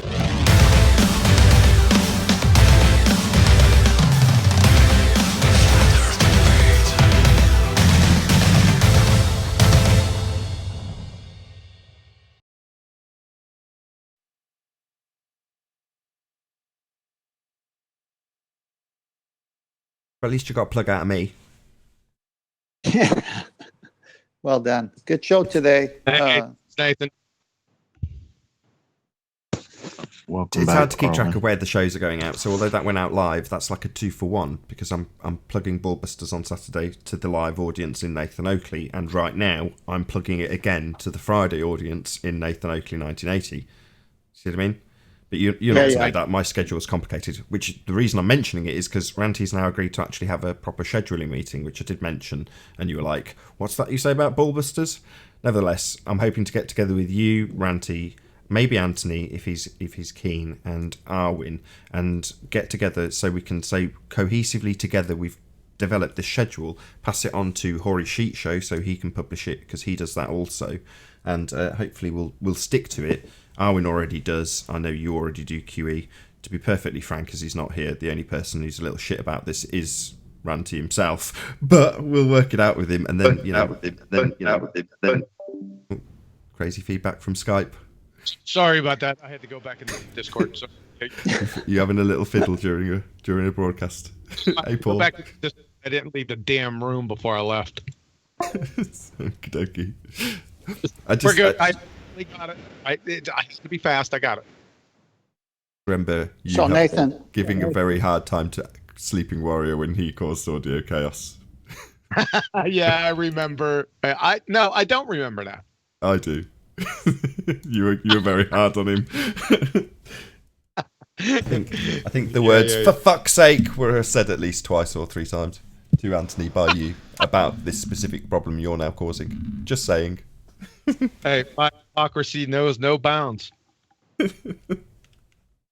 So Nathan, the way I understand it is that normally your show on Uncut After Show would air at 2 p.m. Pacific. Are you saying now that's going to be airing 1 hour earlier, 1 p.m. Pacific, my time? All of this confusion will be sorted out in a video that will be done in collaboration with Arwin of ARWIJN YouTube channel, Ranty Flat Earth of Ranty Flat Earth channel, Quantum Eraser, otherwise known as QE, myself, and Sleeping Warrior. So we'll come to the point where we have a schedule, a proper laid out, and I can tell you most of it already. So at I'm going to do it all in UK time. So at 1 p.m. UK, we have the Arwin Early Bird on the Arwin channel. At 2 p.m. UK, we have the live Flat Earth debate. Then at, let me get it right, it's now going to be at 9 p.m. UK, this show that's currently broadcasting. So the Flat Earth Debate Uncut and After Show. This is obviously the After Show. So hey to everyone in the Nathan Oakley 1980 audience on Friday. Hello. And then following the Flat Earth Debate Uncut and After Show at 11 p.m. UK time, we have Ranty's Roundtable on the Ranty Flat Earth YouTube channel. So all of those... I've missed out QE. My bad. So before the Uncut and After Show, we have on Quantum Eraser channel on Tuesday, Thursday and Saturday a show at 8 p.m. UK. So it goes Early Bird 1 p.m, Flat Earth Debate 2 p.m, Quantum Eraser 8 p.m, Uncut and After Show 9 p.m, Ranty's Roundtable 11 p.m. So then generally speaking, there will be some overlap occasionally, but there's specific set times, because at the moment it's Uncut and After Show and Ranty's Roundtable at 10 p.m. and typically I'll get a longer show in because I'm competing with the little sod, right? But now we won't be stepping on each other's toes. So yesterday's show, for those of you watching on Nathan Oakley 1980, it had me at the end of the Uncut and After Show on Nathan Oakley saying, now go and tune in to Ranty's Roundtable, because about a minute after this show finishes, Ranties will start, and I'll continue to do so going forward. I know Arwin talks about the debate, so I'm getting the benefit from Arwin's show almost daily, and now Ranty will get the benefit from me rather than us competing with each other. And on a Saturday, I'm there on Ballbusters anyway. Good. It's a good idea. Go on. Sorry. It's a really good idea. We should have did this a few weeks ago. But yeah, it's a great idea. I'm glad you guys are on it. I was thinking the same thing. Well, I didn't really bring it up. I just didn't want to pester Ranty, because it's like, look, ultimately it doesn't matter that much if we compete. In other words, if we're on at the same time, I'm not going to, it's not going to cause any fallings out. It probably won't even affect the numbers greatly. In some ways, you can argue that it benefits the numbers if people jump between the two broadcasting shows. But by the same token, it is nice to have a period of time laid out where you can say, well, look, generally speaking, there's something on. There's something for you to watch. And here's our little group. And I know because Rory Sheet has started to try and do this, I'm sure he'll be grateful when we say, here you go. Here's a load of schedule you can add to your timetable. What's your count of followers? I got you a follower yesterday, Nathan. I missed the beginning of that. Say that again, 10th man. You were 15 short of 15,000. And after yesterday's show, I went to see my friend who owns a restaurant. And the guy doing pizza says, so what's going on? And I said, oh, what a show today. And he says, what show? And within a few minutes, he subscribed to you. Cool. Yeah. I mean, I've been like a few off being at 15,000 for about 8 months, and it just hovers around the same number. You gain a few, lose a few, gain a few, lose a few. So, in the last couple of days, I've thought, I'll push to get to 15. Does it make any difference? No, I woke up this morning and there was 3 less than there was the day before. It's doing exactly the same thing. I'll never get there, it seems. I mean, at the moment, I'm 21 subscribers short of 15k, but, I'm certain there were other points in the last 8 months where I was exactly the same position as I am now. So, I don't know. I do think about it, but I try not to. Subscribe today. Yay.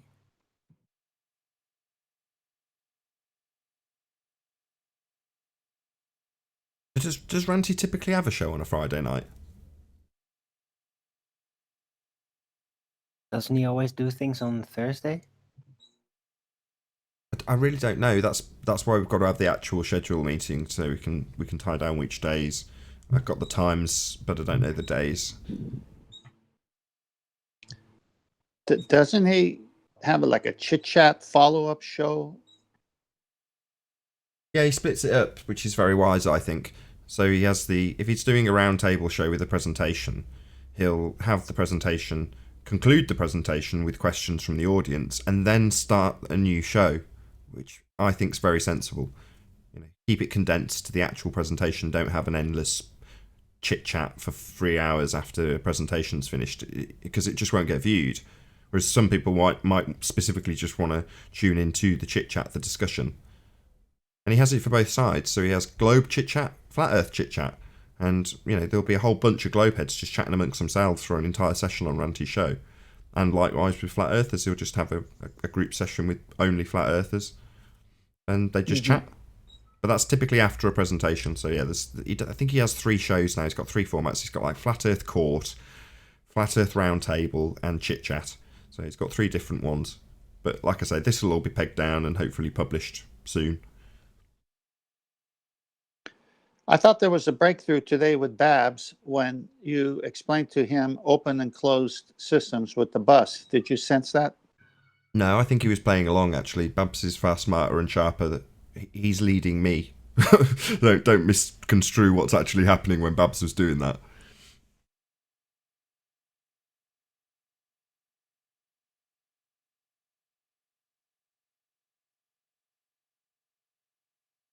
Yeah, he's not a baller. He's not getting into a position where he can get cornered. He's highlighting the position by leading me.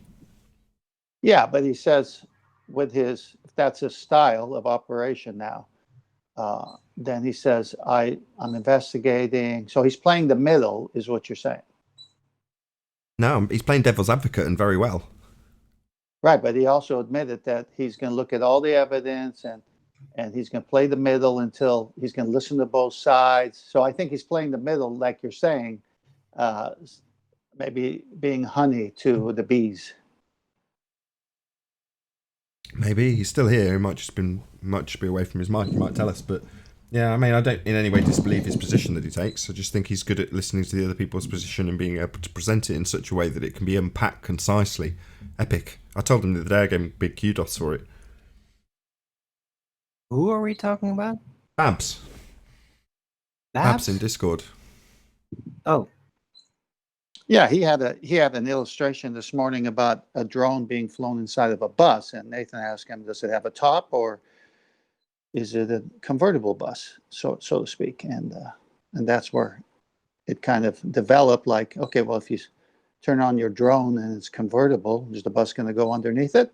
And he says, "Well, of course it is."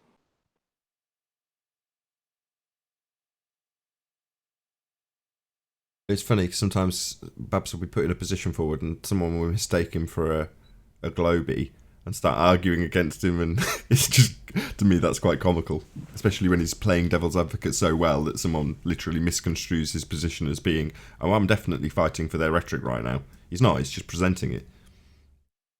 No, I get it. Yeah, I always thought he leaned flat earth, but he played it well today, that's for sure. Yes, I had to ask. That's how it came up. That's how it came up, because I was like... Sorry.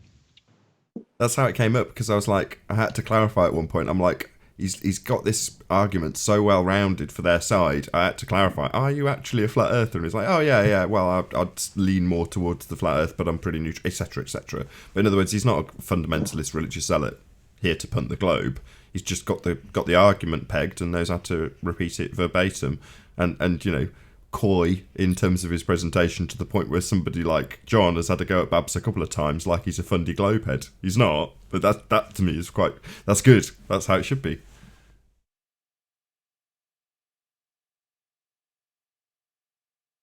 Yeah, I don't think he likes me all that much. The divine one's thoughts. No, I'm joking.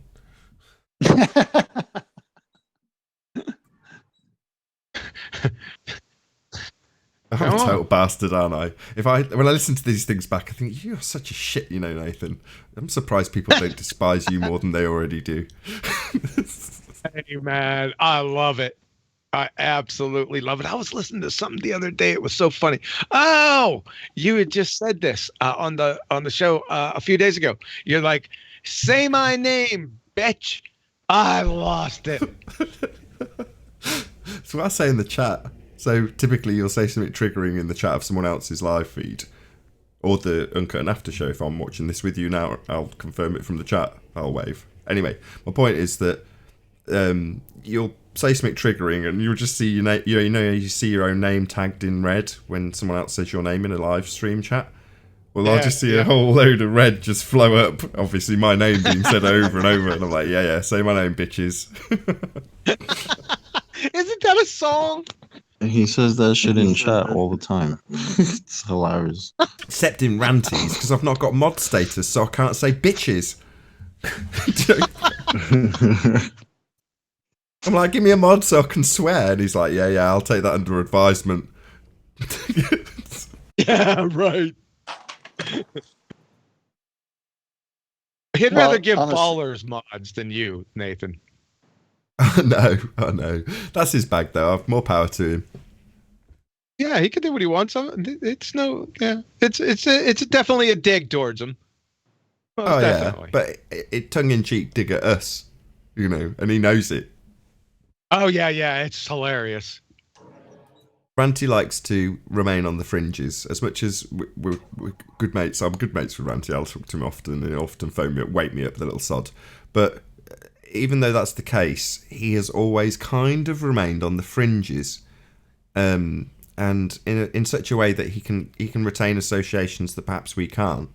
So I don't in any way begrudge the way Ranty is. That's just how he is. I often find myself saying it to Arwin when there's set two between the both of them. It's like, well, yeah, you know what he's like though, right, Arwin? Yeah. He's a stubborn bastard. I'll tell you what, he has a mischievous laugh, though. Yeah. I have to give him. I like his he's the laugh. shit. That's why, and he knows he is. That's why he's got a cheeky laugh, because he knows what he's doing most of the time. You had a similar moment with Zanuck yesterday at the end of the show when he said it has to move, and you went like 7 times in a row. It has to move. It has to move. It has to move. Ah! Yeah, it has to move under the helicopters, Annick. That's right. To have Coriolis, it has to move under the helicopter. It has to Sam, move. come on, Reference dude, frames. man. I have to get my Reference mic frame squared away. 101. Don't get him going for the next 2 hours. Now I'm going to round out about 25 minutes. Look at this one sentence. Inertial reference frame versus non-inertial reference frame. Right. The non-inertial reference frame is rotating or And accelerating. here we go. The inertial is not moving at all. Bingo, done. Yeah, that's right. You did this yesterday. You came in and asserted the correct position yesterday, and I said, yes, Zanuck, that's correct. Had part of it. You had most of it right, actually. Yeah, you have. That's right. Rotating non-inertial reference frame, and then you throw a ball, it leaves it, it continues to rotate underneath, giving you that apparent deviation that's claimed to be there on a sphere Earth, because Earth's rotating underneath something that's left the rotating reference frame to give you the Coriolis deviation that's used to prove it's spinning. The only trouble is, that doesn't happen. Earth's not rotating underneath hovering helicopters. You don't leave a reference frame. This is where we went yesterday. Oh, well, if you don't leave a reference frame, then you're not getting any Coriolis proof out of this example, then are you? So if you're not leaving the reference frame to create that Coriolis deviation, this isn't a proof Earth's spinning. In fact, quite the contrapositive. It's proving it's not spinning. Okay? If you give me a chance, I'll explain it to you. And you can tell me whether you disagree or not. How's that sound? You said you're not leaving the reference frame. That's the end of this argument. The globe, Zanuck, claims there is a deviation when you leave the spinning reference frame. Now, that gives you the Coriolis effect that's claimed to prove Earth spins. What you've just said flies in the face of that proof. Let me explain it, and you can tell me whether I'm right or wrong. How's that sound? 10 seconds. Okay? You just said you don't leave the reference frame. And if you don't leave the reference frame, you don't get Coriolis effect. You can't go like at the bar or like it's your house, seeing your mommy. I mean, see your mommy and you leave your mommy. It's not how reference frames work. That's how you get Coriolis effect. Upon leaving the non-inertial spinning reference frame and it continuing to rotate underneath the inertial reference frame. So that's a spinning and a not spinning reference frame, leaving one into the other. 2, you've declared you don't leave the reference frame. Then you don't have proof of the Earth spinning. No, why can't you give me 10 seconds to explain it? You will not listen. I'll answer you again. You've asked me why I'm not giving you the time to explain. I'll tell you again. Try not to Discord rumpus and listen to my answer. Just Discord rumpusing so you don't get to listen to it isn't listening to it and understanding that I'm addressing your question. Why don't you get an endless diatribe? Because your argument has already failed when you declared you don't leave the reference frame. You must leave that reference frame that's spinning, in this case, in your proof that you're not fighting for, but defying. You've got to leave a spinning ball Earth and see a deviation. So from this point on, you declaring that you're not leaving that reference frame is the undoing of a claim to be proof of spinning Earth with Coriolis deviation, because you won't have one. Think of a reference frame. Think of a reference frame as a picture. You're taking a picture or you're videotaping the reference frame. You're in that reference. If you're spinning, you're on the ball. You're on the merry-go-round. Everything around you is in that reference frame. Even the things that are not on the spinning rotating object are in the reference frame that you're. That's correct. Incorrect. If you're on a roundabout and you throw a ball, it leaves the spinning reference frame. They're all not the same reference frame. Again, you're arguing from them being the same reference frame, not having any Coriolis effect. If they're the same reference frame, you won't be leaving it to see a deviation. You are again fighting for there being no proof of a spinning Earth, no deviation, the same reference frame. Your argument is failing. Your Coriolis proof needs the deviation. And you're fighting for there being a single reference frame and no deviations, Anik. Unbelievable. You're being really stubborn. Yeah, you're damn right I am. Stubborn? yeah. Nathan, you're so stubborn, Nathan. I'm so stubborn when they're claimed to be globe Earth proof of deviation upon leaving the spinning Earth doesn't come to pass. Hovering helicopters, Anik. Thank you. You're laughing at funny. Hovering helicopter debunks the notion of a deviation proving Earth to be spinning. No, I don't debunk it. I make it exact and very descriptive with correct explanations. He didn't If you want to listen, what the I'll reference explain it. frames. He didn't even know there were reference frames 3 weeks ago, Nathan. This guy's What a are you certified talking about? clown. Go A find certified the clown. citation. We're for that. teaching you painfully, step by step. 3 or 4 weeks ago, you didn't even know there were reference frames. What are you talking about? Of course I know the reference frame. You're a It's the clown. whole basis. It's the whole John, you made a basis. claim that he had a Bitch. certificate for being a clown. I'd like to see some evidence for That's that. the whole please. basis to relativity. I mean, what are you talking about, reference frame? You don't understand what a reference frame is, QE. You think you can leave a reference frame when you throw a ball. QE, one-on-one, you and me right now. Relativity. What's relativity? What's relativity? What's relativity? That's right. You claimed it. Now say my name, bitch. Which relativity, and then explain what you mean by its relativity. Nathan's little catchphrases now. Is that what you're resorting to? Come on. Claim You're better than that. relativity. You're better than that. You made a reference relativity. frame. Is Now what you're shut looking your at, where pie you hole. are. Listen to what I'm going to say next. You made the claim of relativity. There's no doubt about that. Everyone heard it. Now, tell us which relativity. Tell us how it connects with your point. Explain the relativity and how it connects to your point, clown show. Go. Relativity is one point of reference compared to another point of reference. One could be moving, one could be that's stationary. special. Is One that could be special relativity or accelerating, general one could relativity? be stationary. What? Is that special relativity or general relativity, clown show? General relativity. It is. What is general Yeah. relativity? Define it. You explain to me now. I answered your question. What is an inertial reference frame? You explain to me now. QE. You just What is throw an these inertial reference terms out without knowing what they mean or what they are. You, sir, are a fraud. Hey, you are what Milli is- Vanilli. Remember?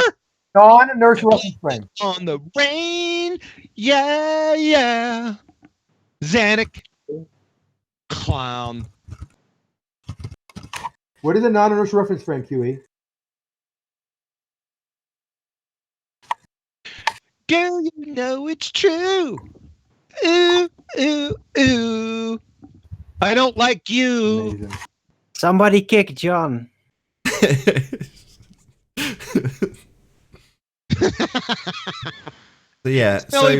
And that's who he is. So anything leaving the non-inertial spinning reference frame is supposed to demonstrate an apparent deviation to prove Earth is spinning.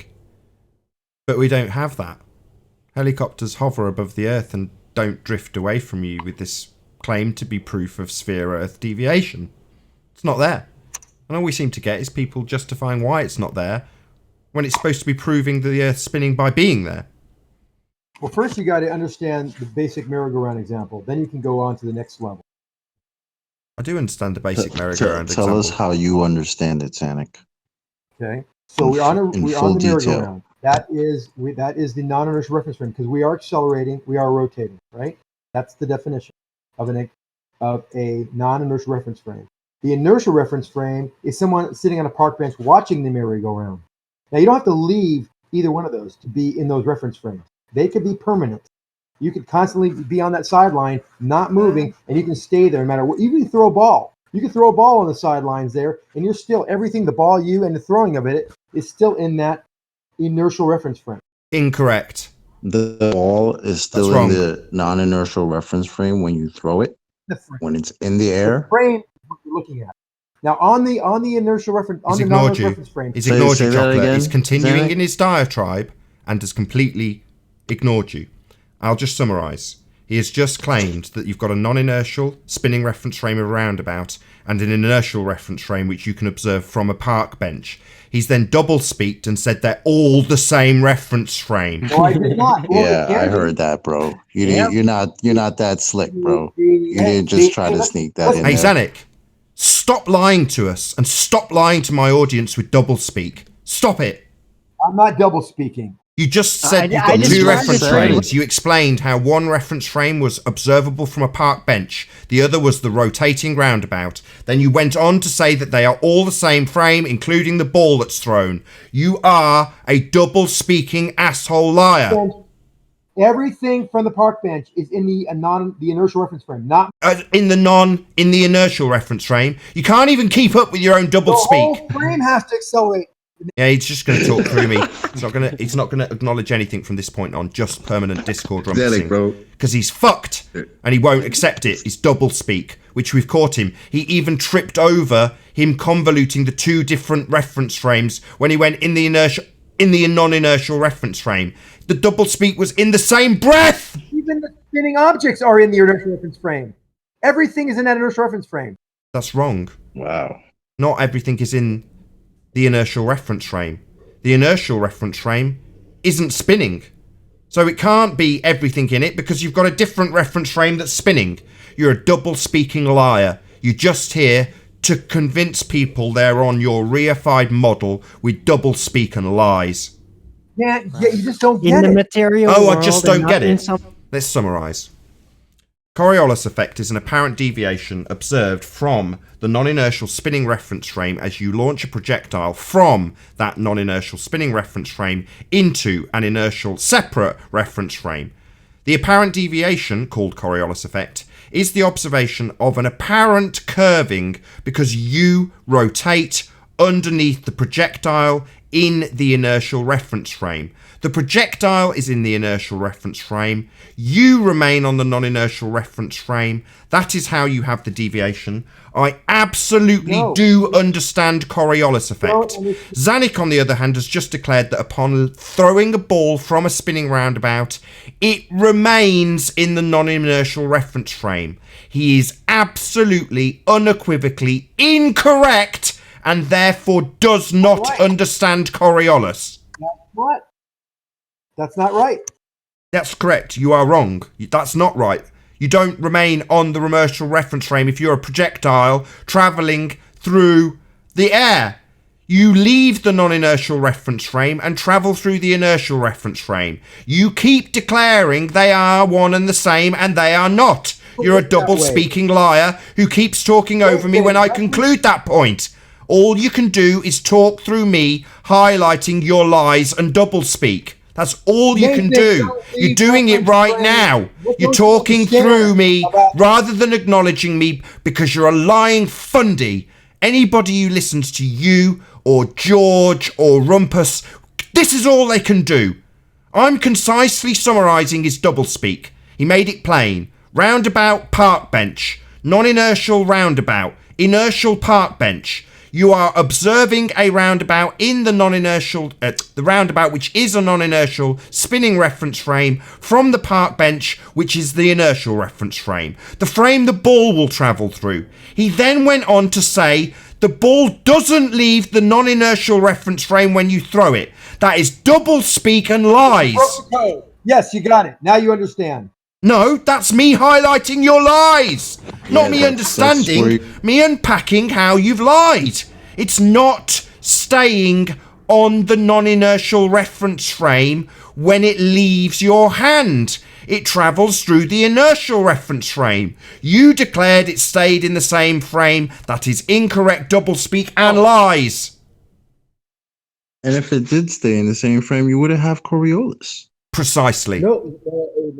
So what are you talking about? So you have the inertial reference frame, which is the park bench. You have the rotating object, which is the merry-go-round, which is in the non-inertial reference frame. You throw the ball on it. You do whatever you want on that Merry-go-round, it's all in the non-inertial reference frame. It doesn't. Incorrect. He keeps saying it. And you said That it is again. wrong. Zanuck is wrong and stupid. Now I'm going to declare that because he can't shut up while I say this and interrupts the conclusion every single time, he is simply stupid. He can't listen and comprehend. His comprehension skills are below par.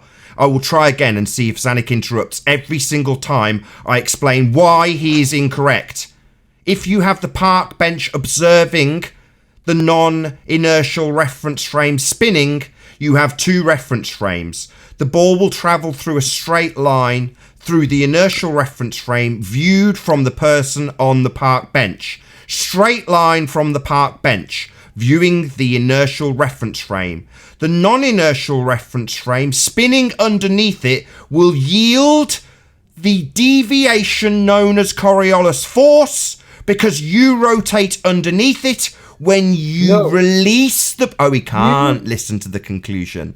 I must mute Zanuck because he's fundamentally retarded and cannot comprehend what I am saying. He doesn't understand Coriolis. He's declared it incorrectly 3 times, and his stupidity stops him from listening to how he's wrong. He just interrupts like he's doing now, rather than having listening and comprehending skills. So now I'm going to close the Discord line so you can't continue to rumpus me, and I'll say it again. And we understand that you can't understand. We get that you don't understand. Oh, is it and that's why Wingman? people keep explaining Is it Wingman things to you. rumpusing? As Wingman if you were a rumpusing, is it? child. I'm not aware of your level of education or functionality. Excuse me. Can you explain? Can you explain Coriolis? Or how many stuff, crayons please, a sir? day you consume? Guy who's So just talking. Can you explain Coriolis better than Zanuck? Could you they're do just- a better job? Could you do that, just- please? Did you hear Martin laughing in the you. They're background? they're just launching into Discord rumpusing so that the words I say repeatedly do not get heard while they ask us how many crayons we munch. I'm asking a very specific question and pointing out where Zanuck is double speaking. How they double speak is nicely being laid out by Zanuck as we speak, but all we get If from we've shown you Discord is 100 continual ways rumpusing like I'm highlighting by demonstrate taking them this off mute theory, now. They're and not you're listening still to a going- word I say. They're just talking through me and laughing and having a chuckle in the Discord server so that they don't have to listen or address the fact that Zanuck's a lying double speaker. Because when you listen See? and address, and when everyone has listened and addressed your concern over and over again, I have to ask, do you like steam engines or electric engines? Which See, they're asking about steam engines and electric engines, rather than addressing that Zanuck has just lied and double-speaked his way around Coriolis. So what Coriolis is the apparent deviation of you rotating underneath as you remain on the non-inertial spinning reference frame observed from the park bench in the inertial reference frame. From the inertial reference frame, the ball travels in a straight line. When it leaves the non-inertial spinning reference frame. Zanuck saying it stays in the reference frame because he's a lying globehead double-speaking fraud. Because the reference frame is a spinning merry-go-round. Everything in it, everything in that reference frame does not leave the reference frame. Yeah, well, the ball's not in Then it it's anymore not a when you throw different it. reference frame. The ball's You not in can't it. have two different Wow, reference you frames. ballers in the same really thing. don't understand this argument, do you? Reference frames are separated. Otherwise, they're not different reference frames. About That's the reference whole frames. point. it's truth, man. They're not listening This to you, is out of Arwin. control. All that happens when you get to your conclusion, Arwin, is they talk through you so that they don't have to listen to it. They stick their heads in the sand rather than listening to you pointing out that they require two reference frames, and Zanuck's arguing for them being the same and not leaving and them being one. They won't listen to your reply to that you need two to have the deviation. But Zanuck's arguing for them being one because he's a double-speaking liar. Merry-go-round. That is a reference Right. frame. See, there You he goes can't again. have two reference frames in the same thing at the same time. Doesn't make any Merry-go-round sense. is a reference They're frame. separate. Not listening That's to you, why they're Arwin. two reference frame. Not listening to you. Every time you start pointing that out, And inertial. he does that. Starts talking so that no one can hear in the Discord server. We'll try and get him into a conversation where he's cornered, but the only way Vince, he can man, why avoid don't being you wanna go- cornered is constantly talking when we start talking.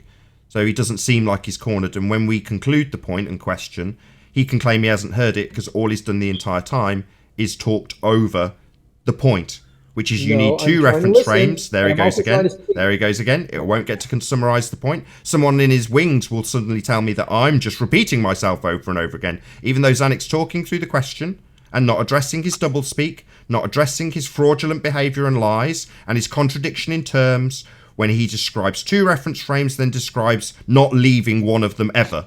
That's double speak and lies. I'd like it addressed. No, you don't leave reference frames. Yeah, well then you don't have deviation. Don't You need leave to leave the reference frames, and Arwin will definitely rumpus it each time I try and make the conclusion as well, because he wants to.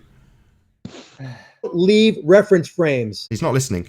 Just talking Does non-stop the on object Discord. leave the reference frame, Zanuck?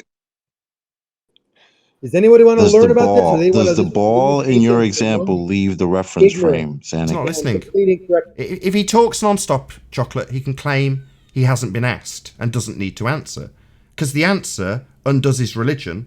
So it's best he just does what he's doing now, absolutely ignoring it by completely rumpusing the hangout. Stiggy, why don't you... See, now he's asking Stiggy. Chocolate's just asked you a question, Zanuck. You are fucked, mate. You're totally in a corner, and all you can do is appeal to a wingman for a tag. Yeah? You've got Chocolate on top of you, pummeling you, mate. And all you're doing is talking through everybody, Zanuck. So I'm not gonna tolerate this any longer, Zanuck. Zanuck, you've lost. And either you shut the fuck up or I kick you out. Go ahead, Chocolate. Zanuck, does the ball being thrown from the merry-go-round, does that leave the non-inertial reference frame?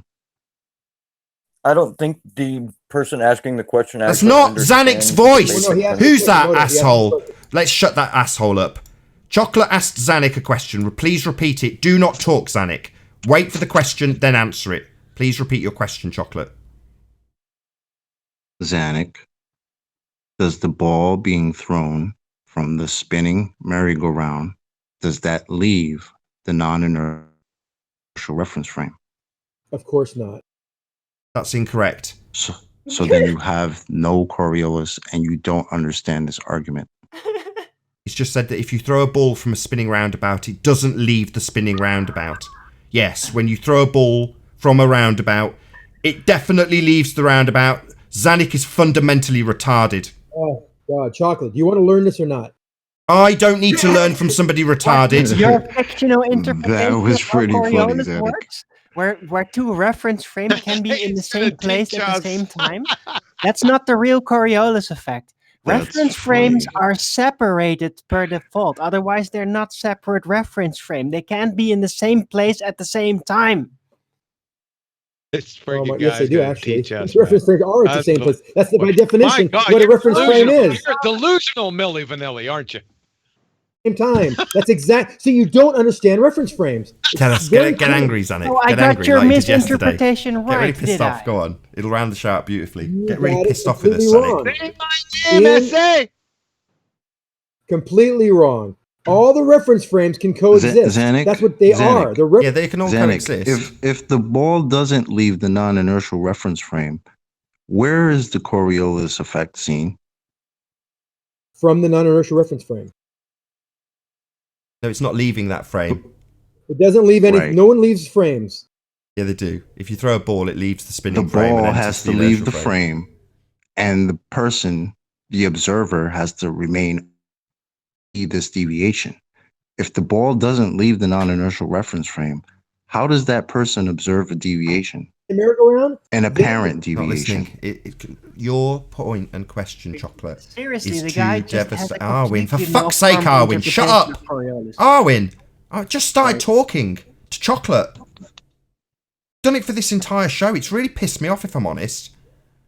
Chocolate. Yes, sir. Yeah, he won't listen to anything you've got to say because your question undoes his doublespeak. So every time you try and ask him and conclude the point that you've just asked him, pointing out where he's wrong, all he will do is talk through your conclusion. Head in the sand, mate. Sorry. Chocolate. Okay. You want to hear the Yes. reason or not? I asked you a question, Zanuck. I gave you the answer. You do not leave the reference frame. You stay in that non-inertial reference frame. Then there isn't any Coriolis effect. Does the object being thrown leave that reference frame? No, nothing leaves the reference frame. Then there isn't any Coriolis So then deviation. how is there Coriolis? Rotating. Which is Everything your in it. argument in the He's first done place. it again. Just Are you want to kidding? highlight it again. Sorry, Chocolate. Just want to highlight it again. You're about to conclude, based on his incorrect assertion, where he's wrong and how it undoes his point. when you got to that stage, he started to rumpus you again. Just want to point that out for the audience, that this is too devastating. George and Rumpus and Zanuck and Kosho and all the people who fight for there being no deviation will rumpus and globe mute everybody when the conclusion comes. So I want you to just try once more to summarise the point and see if Zanuck, in this pain he's experiencing, can shut his pie hole long enough to hear how he's wrong, why he's wrong, and why it pisses in the face of the claim to be globe earth proof that isn't Coriolis effect, that we don't observe. Go ahead, Chocolate. See how he does. Okay, Zanuck. You have claimed numerous times that nothing leaves reference frames, right? Your whole argument is the Coriolis, which needs an object to leave one reference frame, going into another, and being observed by someone in the one that is rotating the non-inertial reference frame. Okay? That needs to happen. Numerous times you've claimed it does not happen. So I'm going to ask again. When the ball is thrown from the merry-go-round that is rotating the non-inertial reference frame, is that leaving the non-inertial reference frame? No, it is not. And that's the reason you see it in apparent deflection. It stays in the non-inertial reference frame. It deviates.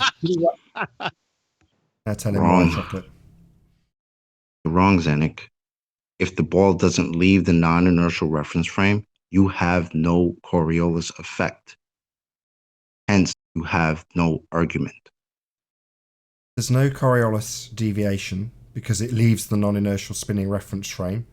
There is no proof of a globe Earth because we're not seeing the deviation claim to prove that Earth is spinning. And with that, I'll say a huge, massive, enormous thank you to all of you who tuned in on the Nathan Oakley 1980 premiering stream for hopefully smashing the super chat, liking, commenting, sharing, subscribing, and all that good stuff.